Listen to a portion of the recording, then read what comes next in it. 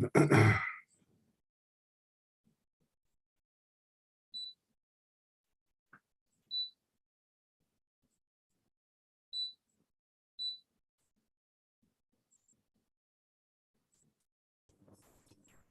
Daji, sorry, there was a technical error. I was not the host, but now I am, so I can finally speak.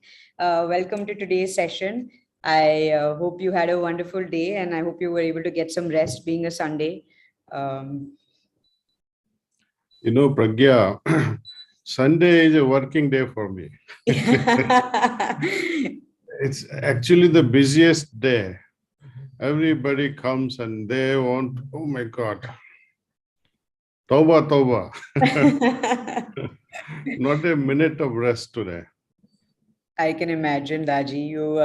Whenever you give your time, I think everyone wants to make the most of it and hear you and ask you so many questions. And I think it just continues even 8:30 with our Dil Se sessions. I know today is one of our last sessions as part of this series. And of course, we'll resume post Bhandara depending on your schedule and how you're placed. So I just thought I'll make that announcement upfront as well. And so Daaji, today we have a few people who joined us from the US as well, a number of teachers who have joined us, and we will be taking questions from them.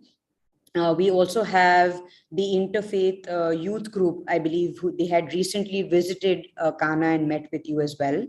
And then we have a few teachers from the Vow to Wow program, which teach today's youth about relationships and marriage. So this is what the audience looks like. I thought I'll just give you a flavor of what are the kind of people who are attending today. And the first question that we will be taking is from Donna McCaskill, and she is from the Washington State area. She's a high school math teacher, and she's joined us today. So, Donna, why don't you please go ahead and let Daaji know for how long you've been practicing heartfulness, and please go ahead and ask your question. And thanks so much for joining us. Yes, thank you. Good evening, Daaji. Thank you for having me. Yes, thank you. I have been practicing for about 2.5 years. I met Ms. Rama about 2.5 years ago in neuroeducation class, and there was an offering of meditation, and I felt I needed that in my life at that time, and it was a blessing. So I thank you. My question is, and forgive me if I'm looking down, but I'm reading. When our schools reopened, many of us were excited to return to the classrooms. I love teaching. I used to be a coach as well, so that's my vibe. We knew it would take some time for our students to get adjusted to the normal. But we did not recognize that our children had forgotten how to engage into classroom discourse because they'd been out for so long. We noticed that our children had lost their spark, that eagerness to learn and that will to be present. Our 9th graders were still a little in the 6th grade mindset, and it's taking time for them to bring that light back. And that spirit of learning, and that it's just a little dimmed. So my question is, would you please enlighten us with how to help our students to co-regulate with us and each other in the classroom and get some of the apathy and the sense of disconnectedness to move away from them and bring them into a communal or into a community spirit? Thank you. In order to correct any person, actually, not just the 9th grader who is behaving like a 6th grader, you have described the situation very well by comparing them with the 6th grader. Even in relationships,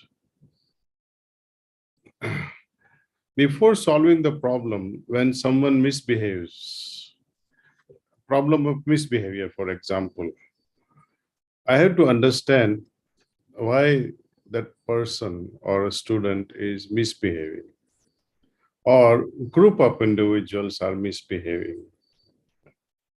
See, first of all, we have to understand they are coming after a long time. So there will always be a lot of excitement, meeting their friends, and there is so much of hype. And they get carried away with all that. Solution to me is to help them, let them have their way for a day or two or for a week. They will settle down eventually. They will settle down.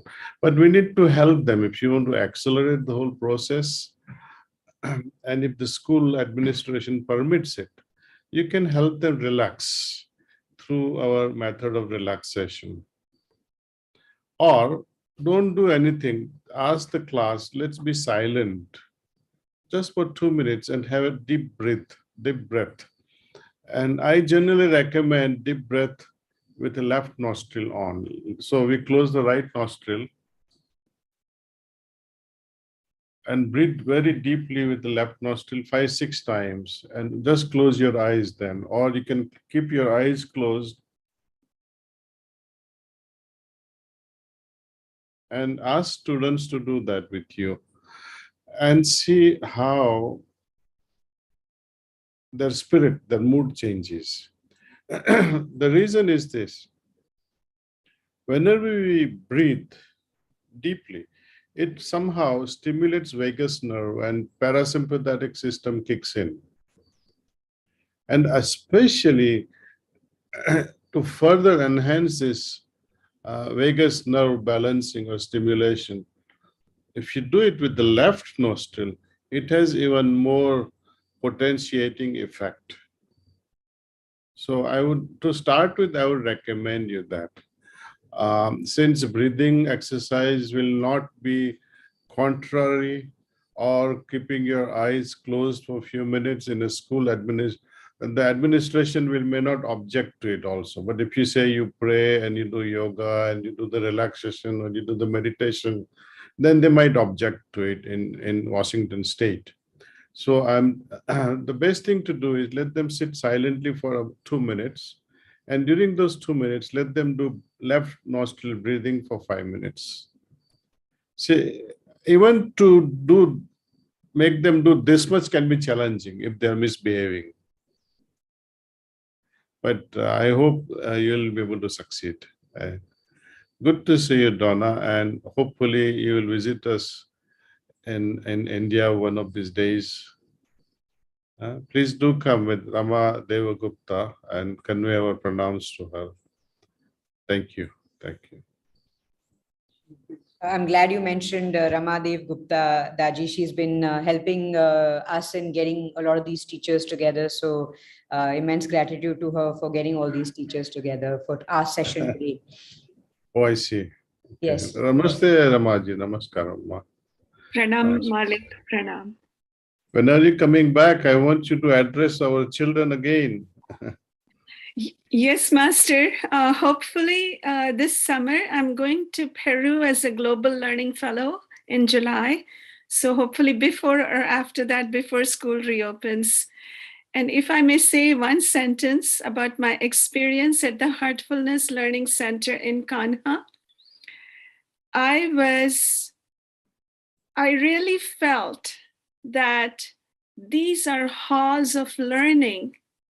Our children are here to learn compared to what Donna and I and many others are facing right now, where we have to constantly tell our students, let's put those cell phones away. Come on, let's put it away and let's focus, because your mom and I, we turned out okay without a cell phone. We promise you'll be okay. So I was very, very inspired by all our students and the sparkle in their eyes. So when Donna mentioned just now that we don't see that sparkle, I want you to know that I could see the sparkle at the Heartfulness Learning Center in Kanha. And I'm very, very grateful to you for your vision and making this happen. And I want to give my humble pranams to all the teachers who have raised us, known and unknown. Pranam, Daaji. Thank you so much. So we'll go on to our next question, Daaji. We have Laurie Lears, who's joined us. She's a retired elementary school teacher as well. So, Laurie, over to you.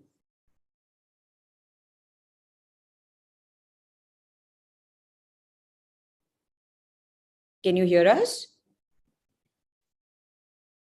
Sorry, Laura Lears. I mispronounced. Oh, no, you were right. It's Laurie Lears. Oh, And fantastic.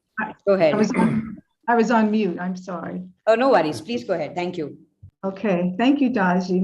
My question has to do with also since the pandemic, the stress level in teachers and administrators due to the division in the country that we're seeing so clearly now, because many parents are on the school boards and there's such varying views regarding book bannings, and there's even legislation out there about teachers being required to wear video cameras in the classroom and plan lessons for the full year so that the parents can see these plans ahead of time.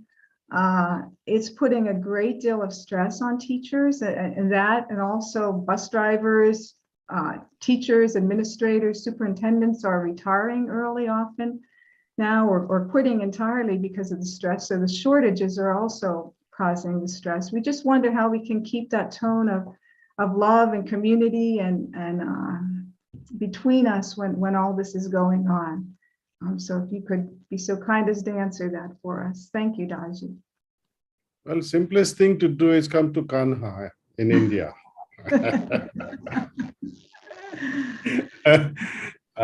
You can really lead a very lovely life with $1,000, where you can have a lot of maids helping you, a driver to drive your car, and you have fully air-conditioned house and no snow to suffer. Well, anyway, first we have to recognize the local laws. They are fairly or unfairly conducted in the United States. It's okay. We should not go overboard the laws. Whenever we are interacting with parents, because I do understand parents association is very strong in school systems in the United States, very strong. And you can always excuse yourself and say, this is what the government wants. I have nothing to do with all this. I am not a decision maker.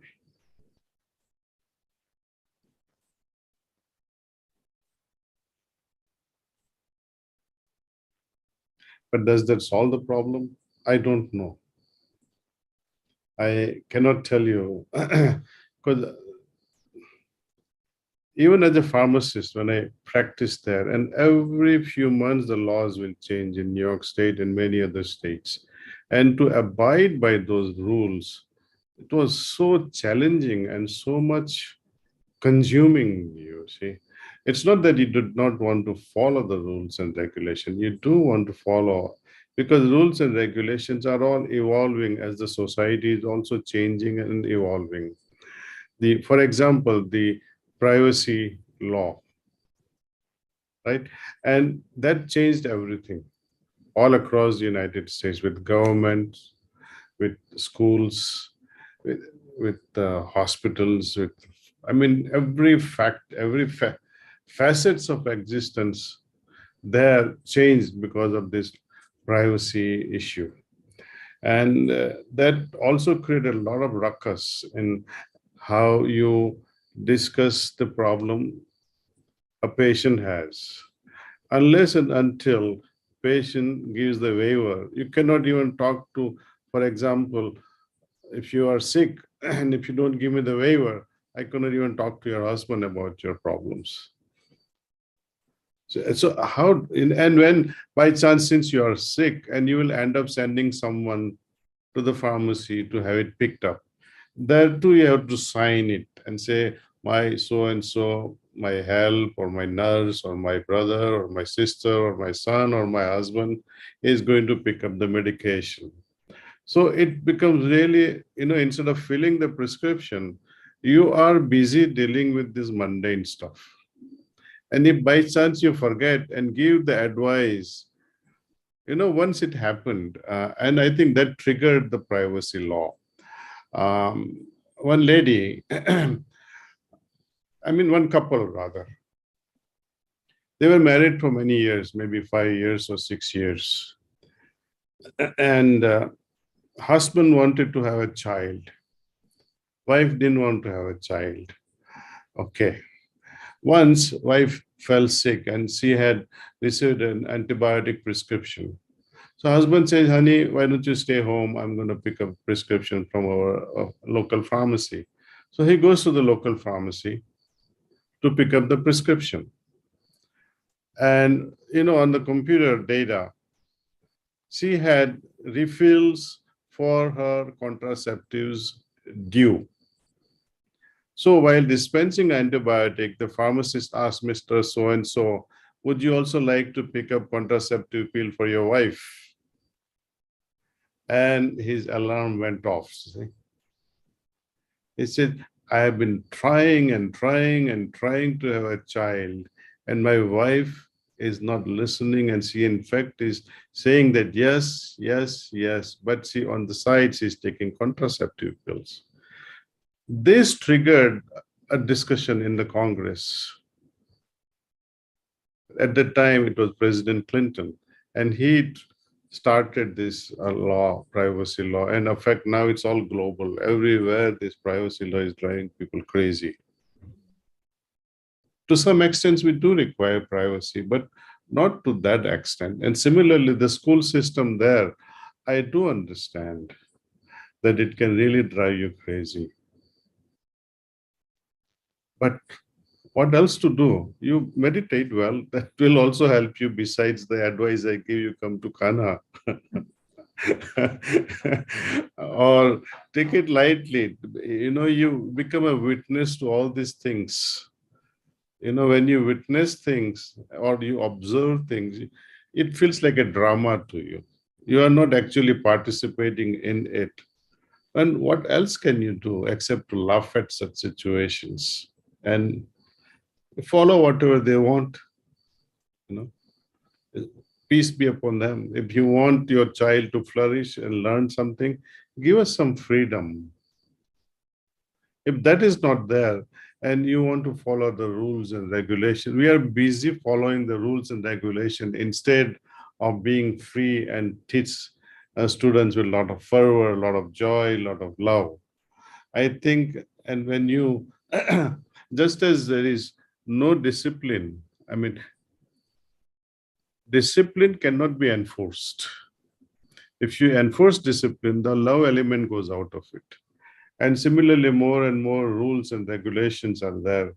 You don't enjoy anymore doing whatever you are doing. Let's say, for example, if you are in McDonald's and every time you serve, you have to wash your hands.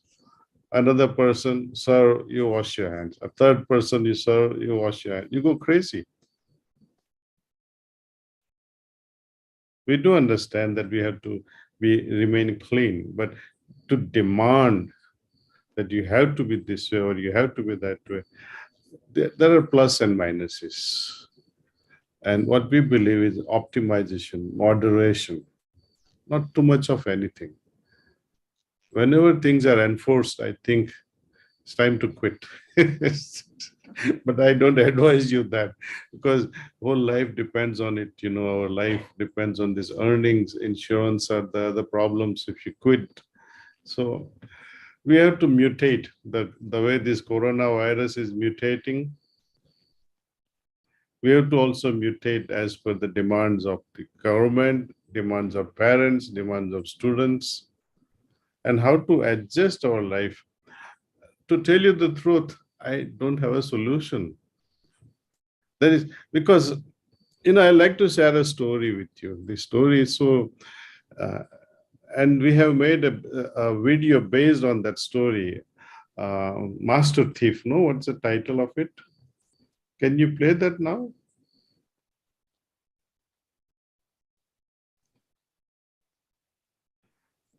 It's a 5-6 minutes video. If we can play it, it will be wonderful. So all can enjoy.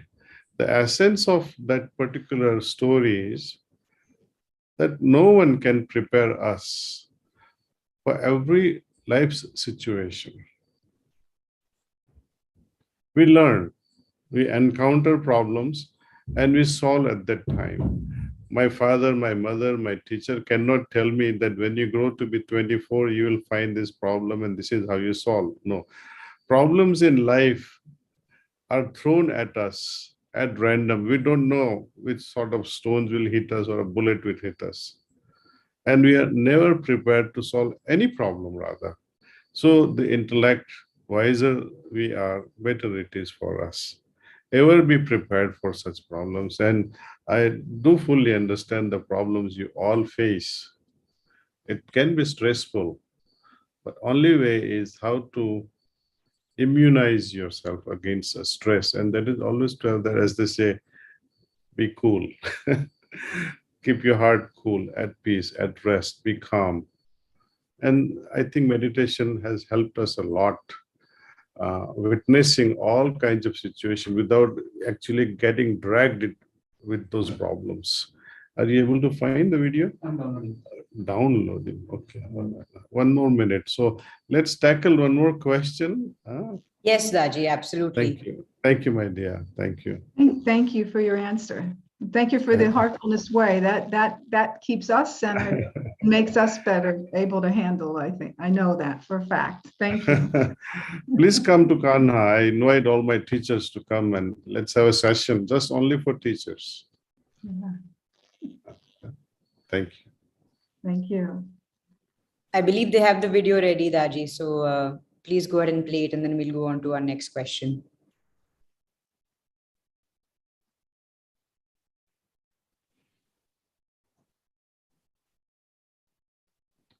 There is Laurie and Dora. There are two Lauries, eh? Yes, Daaji. Okay. Okay. Okay. Oh, here's the movie. Let's watch the movie.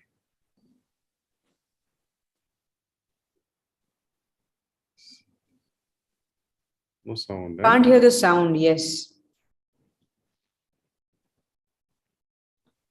जरा मेरे को निकाल दो वहां से.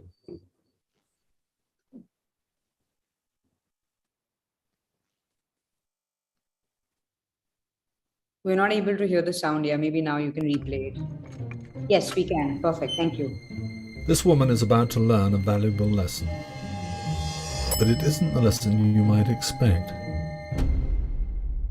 In a small village there was a most famous thief. Alexander the Sly lived with his daughter, free of wanting or grief. But unbeknownst to anyone, there was a dream this daughter was weaving. Sonia wanted to learn her father's trade, the ancient art of thieving. What is it about my damp and dusty workshop that intrigues you so? I'll buy you fancy dresses, a piano, painter's easel, none of this Aussie interest of my daughter. What? Please, Father. I'd rather learn how to acquire these things on my own. Yeah, but this business, Sonia, is so dirty and dangerous. Not bad.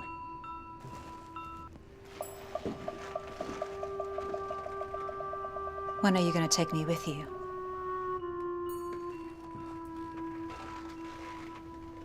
I want to be famous like you.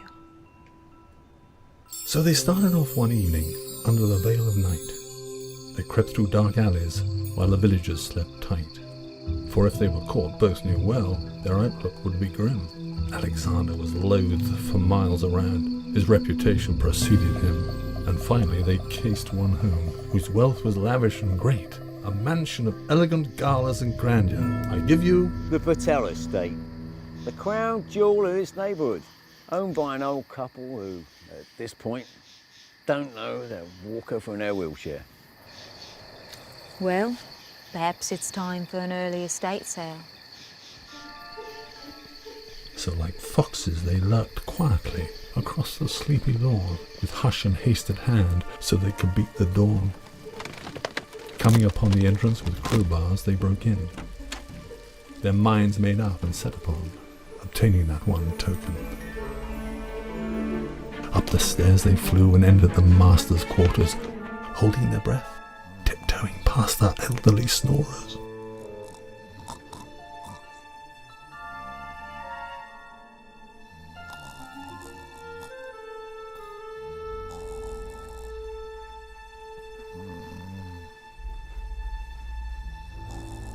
With a flick and a click they entered with greedy hands that burned. Our daughter pulled out her handy picks to test what she had learned. Truthfully, that lock was no match for the young woman's skill, but the safe offered our apprentice thief a greater test of will. She dialed and dialed in this trial by fire, listening for all the clicks, till finally she came upon a combination that did the trick. And behold, she saw a jewelry box of ruby red display, and within it a radiant necklace that took her breath away. But then her father's smile twisted into a mischievous grin, because he knew the time had come for her true lesson to begin. Leaving the closet, he wedged a chair to put her in the way of harm, and did the worst thing while going out. He tripped the burglar alarm. And with that came a clamour that broke the midnight quiet. Dogs howled as Sonia struggled amidst the riot. The house woke up and waitstaff came out with lanterns in hand, giving Sonia but little time to hatch an impromptu plan. Breaking a vase upon the head of an unsuspecting maid, she stole her uniform and put it on, jacked it as an aid. The maids ran left, the butlers ran right, while clever Sonia was nowhere in sight. Biding her time, Sonia slipped out, a nimble little while.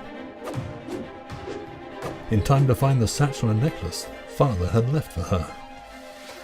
She tied some bedsheets to scale the house, a clever insurrection, but not before sending the entire staff He went that way! in the wrong direction. Sonia ran like hell, but what happened next is a genius little thing. She found a well and dropped a boulder, as if someone had fallen in.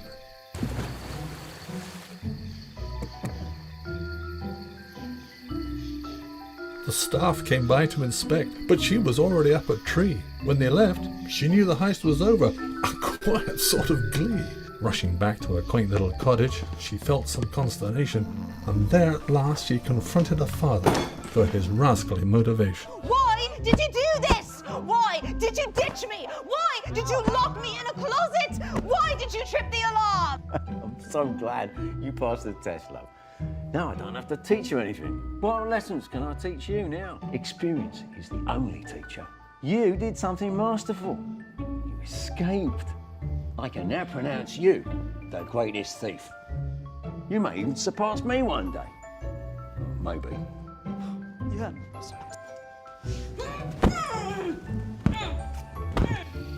Don't do that ever again! And so this ends the surprising tale of the thief and his daughter.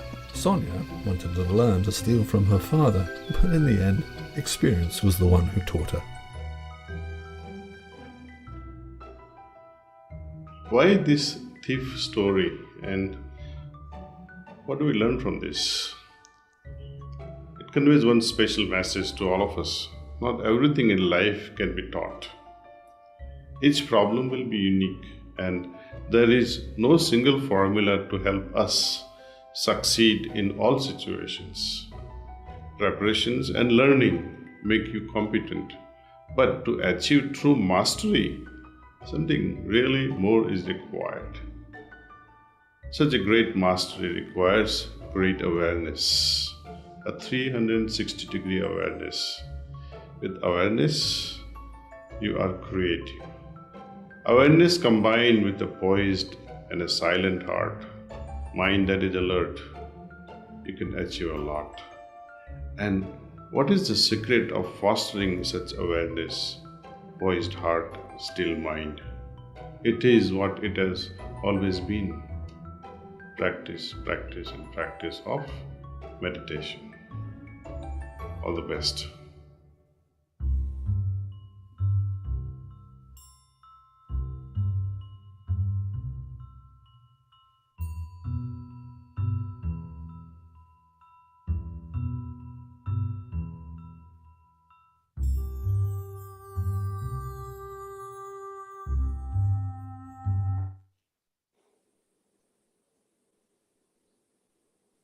Right?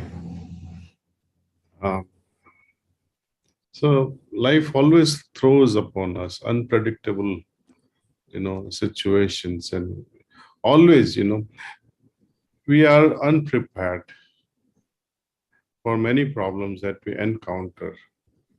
Otherwise, if you are able to encounter them, then they are not problems. If you can encounter them and say, okay, we laugh at the problems, then those problems are not problems.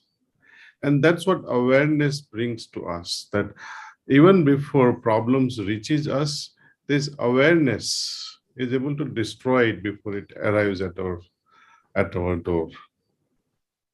And meditation is the best way bringing about this awareness. So, Laurie, let's hear your question, Laurie. First of all, I just want to say thank you. I didn't think ever in this world I'd be able to speak to you directly. I just want to say that we had the pleasure and the honor of working with Supriya Reddy in April of 2020 and met with her, three of us, educators. I'm a clinical social worker, work in a school, and things were very hectic. And I've been a social worker for 45 years and found myself feeling very anxious because all of a sudden we were on computers working, right? And it was all different. We were working with children. Different world. Yeah. And, I'm a dinosaur with the computer. It was very difficult. There was a lot of tension. The parents were in the background. And just as you say, some families were, very happy that we were there. I was there. And some were very difficult. There was a lot of chaos. But you know what, Daaji, I want to tell you that the process, as you're talking about the process of meditation, and I mean, I've really been working on embracing learning, and just taking it in. And it's really about sharing your heart. And I want to tell you that what's happening for me is that I've chose to change the way I work. I'm a few years away from retirement, and we have a public school system in the Western world, which is broken. And one of the things that I know and I've learned is that the way to rectify the issue on every level, from administrator to student, is through the process of heartful connection. And what I've chose to do, and I really appreciate, is that every human being that I work with every day, and I have to thank you because I get up every morning and I'm in a rush to do whatever I think I have to do. And I say to myself, oh no, go to that app. You don't have time not to use that app. You don't have time at 4:15 or 5:15 in the morning not to do a 15-minute meditation, because if my feet are not on the ground, neither am I, and I can't help anybody. So and these are my colleagues, right? I don't know them personally, but whether our heart isn't in the right place, we cannot truly be there for someone else. And we, just like you're giving to us right now, as we put our feet on the ground to school, everybody we encounter needs the piece of that heart in an honest, loving way. And when I walk into a classroom, I start every day going into each and every classroom saying hello and making sure that I communicate with the grown-up in the room. Because if they're grounded, they ground the children. When the child is too, escalated, sometimes I'm there in the classroom, I take them out and we connect with them. And just as you said, as we connect, they calm down after a little while. Sometimes it takes a week or two. It depends, different for, as everybody knows, for different folks. So I just want to say to you that the biggest thing for me personally is that I've learned with my own anxiety to breathe.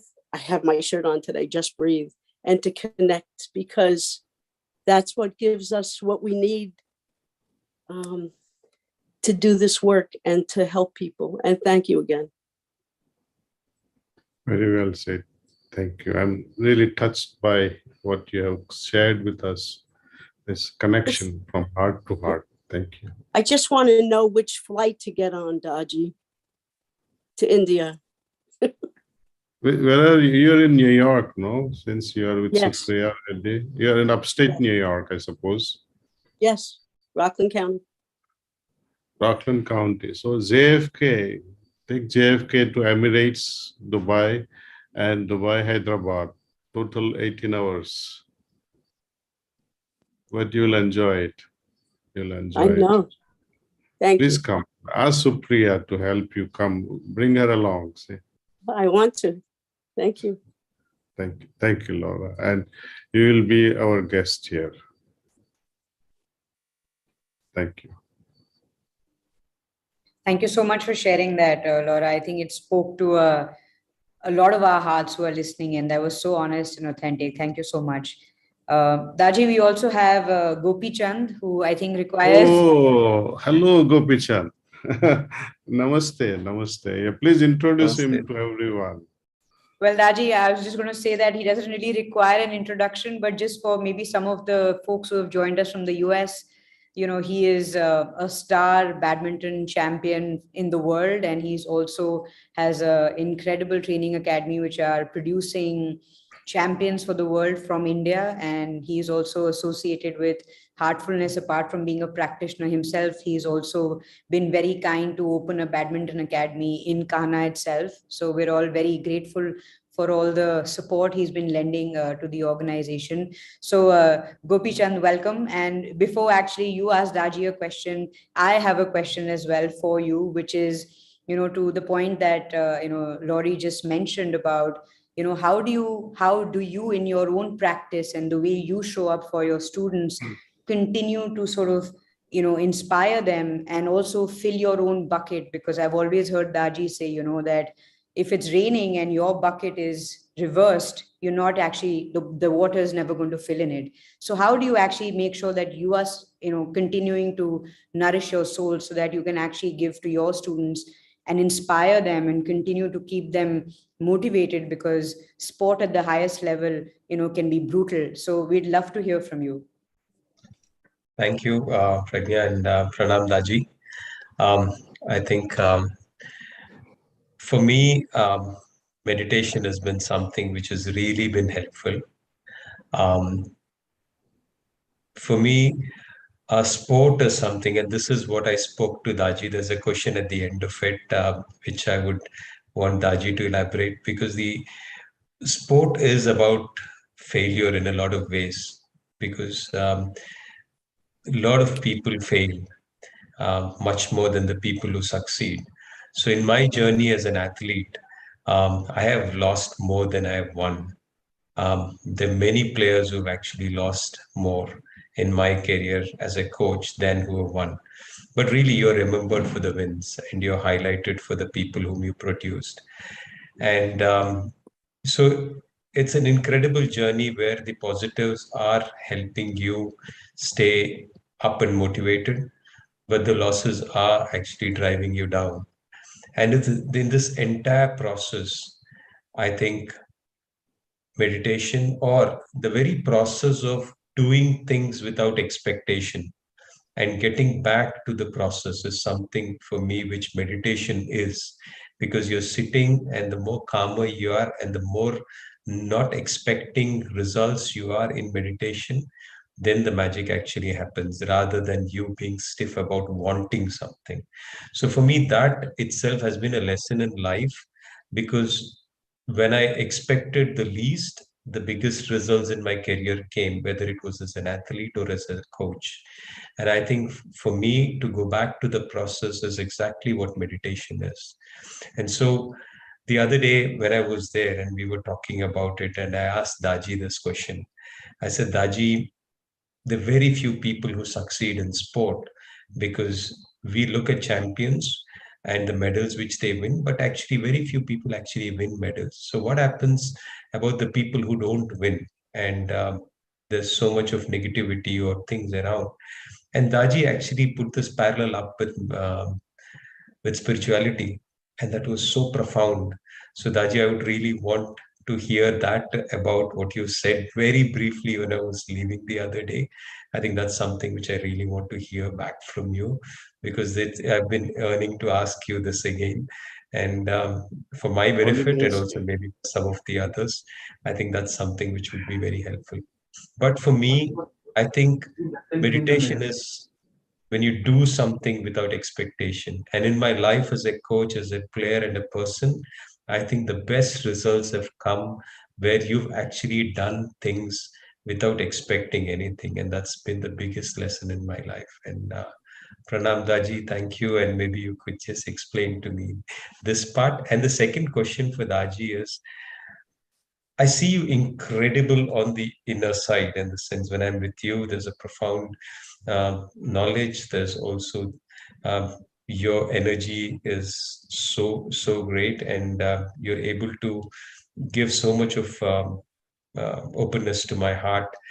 But also on the other side, you're so driven to do things, and the speed at which you want things to be done is unbelievable, because I'm thinking one badminton academy after the other in a few months, and before the first one is up, Daji is saying where are the next 10, and I've never done this kind of speed in my life, and he is doing this with sport, with education, with nature, with spirituality, with centers, with people.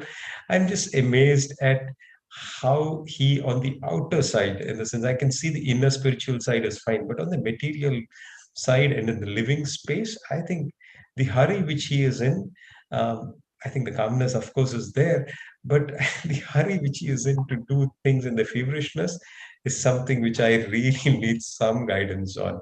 Daji, these are two questions from my side. Gopi, do you remember what I said? Yes, Daji. If you remind me, I can pursue it, because I forgot. Daji, you said about Krishna. You said Krishna spoke about spirituality. He said, in thousands, one will have the mind to actually be inclined towards spirituality. And then in thousands of them and lakhs of them, you will have one who will eventually attain me. And you said something like, it's not whether they attain it or not, but the very characteristics get imbibed into them and they go on. And that is what the soul benefits from. I think that for me was, I think was so profound, and it was like so deep in its understanding, because I thought sport was the biggest, was a place where very few people succeed. But I think you just opened this whole thing, and today, when I'm actually looking back, I said we are not so bad. I think the people who were pursuing this on this side, and the success rate is less if you look at it from some perspective. But if you look at it from a growth perspective, I think each day you do, every drop of meditation you do, and every change which happens in your heart is actually taking you in your life and in your soul in this journey forever. This is what was my understanding, Daji. I don't know if I've understood It's perfect, the right way. Perfect, Gopi. Thank you for reminding the answer, what we discussed.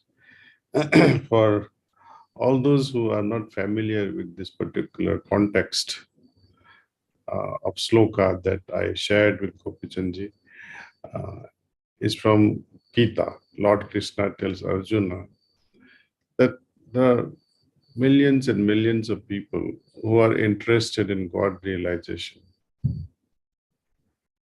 And it is good that so many are interested, but it is unfortunate that very few individuals who have a lot of interest in God realization actually do something about it. And out of those few who does something about, they end up doing some practice or something. Most of them do the wrong way. Some of them may do the right way. And even when you're doing things right way, but if your attitude is wrong, for example, how fast can I reach there? Or if you're restless about your journey, you may terminate it all of a sudden. And very few out of crores, maybe one might succeed in understanding the goal And how many can even attain that goal is even a small number. Now, since Gopichand is worried about, concerned about those who are not making it to the top, reflects his nature. As a coach, he is concerned. As a father or mother, he'd like to see that everyone succeeds, though only one will succeed. As a teacher also, when we are preparing the whole class for the examinations, only one will top, or maybe two will top together and the same rank. It's okay. But one who is on the last ladder, will he lose out or will she lose out? That failure also teaches us something. See, and life is always like that. We remember our failures more, and teachings that these failures grants us and opens up in front of us are even more profound than our success. But we should not crave for such failures because it's going to prepare us. But when we face the problems and we fail in accepting and even going through it, it's even a greater failure. First of all, that you failed, it's a big punishment. Second thing, that you didn't learn anything from this failure and gave up your efforts, it's even worse. See? So once I fail, once I have a problem and I fail miserably, I have to accept that yes, I have failed. Now what do I do to succeed? So the acceptance has to be first. Only then you can prepare yourself. If you remain under this confusion that though I tried, I failed because my teacher was envious, my teacher did not like me. No, don't blame your teacher for checking your papers. You say, oh, this teacher is very strict and he'll give me less marks. No, you did not do well. Accept that. Don't blame the teacher. If you go on blaming the teachers for being harsh on you, then you will keep on blaming and wait for the right teacher who will be softer. That's not going to happen. You will never learn anything when you keep blaming others. Gopi ji, what was your second question? Daaji, the speed at which you are in a hurry to do things, where does that come from? It's also comes from this attitude you have. No, you like to see it happens. Where people benefit from such a beautiful system. My idea is to propagate our heartfulness to every household. You see, so we teach relaxation in every school to children. So when children go back to home and they make their parents also relax, then they'll ask questions. How did you learn this? How are you able to make us relax so well? So that's a school connect. Similarly, the connection with the companies like Google or Amazon and people like yourself who are very successful in sports, they also are able to influence the trainers under you. And these sports individuals also, when they meditate, they are able to remain calm even the challenging times. And they themselves become the ambassadors in their own community that, yes, you see how meditation helps. Even when I fail, it helps me remain calm and at peace. Similarly, when we teach meditation to teachers, how it reflects, how their vibrations are carried out. So we are trying to touch every strata of our society, not only at Indian level, national level, but we like to do that at a global level. See. And sooner we finish this, and I'm 66 years old now, and God knows how long one can carry on. And as you become older, your strength also lessens. Next time, I don't know in future if I will be able to sit for such a long time and converse.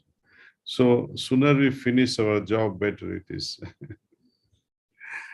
Thank you, Gopi Chand. Vidyaji. Thank you so much. Thank Thank you. you, You can Daaji. remove Shloka now. Thank you, Ma. Yes, I was just going to say, should we meditate now, Daaji? It's 9:20. Oh, yes, please. Let's do meditation now. Thank you. Thank you. Great. Thank you, Gopi. Thank you. And thanks to everyone for participating. And I would like to continue with this special program, Dil Se, after Bandara. That means after 30th of April, this celebration with Babuji Maharaj. And before Chariji's birthday celebration starts in July, we'll have some session, maybe 4 weekends sessions. At that time also, I welcome you all because I find a lot of joy radiating from these teachers, and especially Laura and Laurie has robbed my heart. I heartily welcome them to Kanha. Thank you. Thank you. So let's all meditate, and Pragya, you can terminate the sittings by saying that's all at 9:45. Ji, Daaji.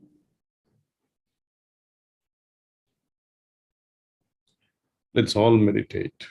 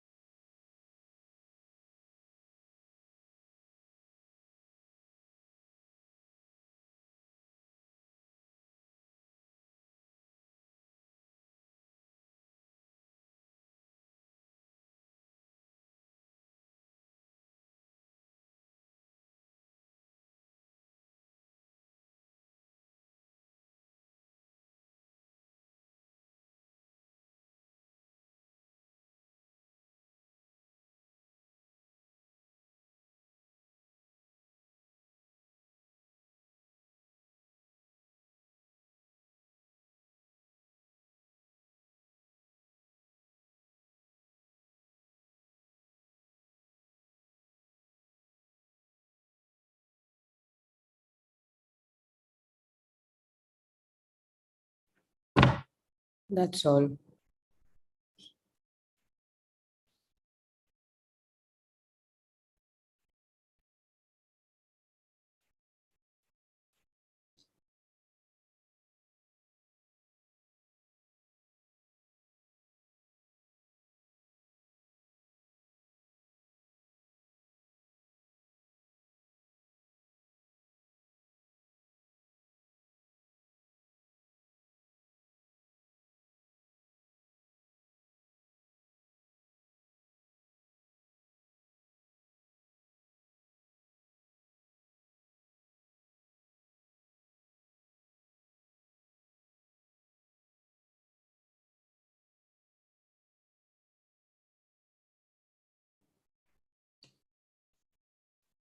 I hope all of you can take the time to just write your diary as well about your experience. And I wanted to say that I am elated that Daaji is committed to doing these sessions even after the Bhandara. I think that was a lovely positive note to end this session on. And I wanted to thank everyone who has been supporting us to the last 6-7 weekends ever since we started this, and really prioritizing yourself and your inner journey and your spiritual journey. So thank you so much. And I think everyone has come together to ask such questions, and so much for everyone to learn, that we really look forward to having all of you joining in even when we resume the session. And I wanted to particularly thank all the volunteers, the heartfulness trainers, our production team who's there every weekend supporting me and supporting everyone and making sure that this goes live. So there are a lot of people who've been working in the background. So I just wanted to thank them, as well as we wrap up, of course, this half of the Dil Se sessions. And just wanted to leave one last thought with all of you, that as we look at I think we have about 25-26 days for the Bhandara to start. And I think I've made it my own personal challenge to make sure that I practice very diligently in these 25 days, with the right attitude, as Daaji has been saying, so that I'm able to prepare myself to receive what we are going to be, the grace and the experiences that Daaji is waiting to give us during this special time of the Bhandara. So I hope you all can do that as well. And thank you again for everything. And thank you so much for joining us. And we will wrap up the session. And so stay safe and keep meditating, and we'll see you all at the Bhandara. Thank you.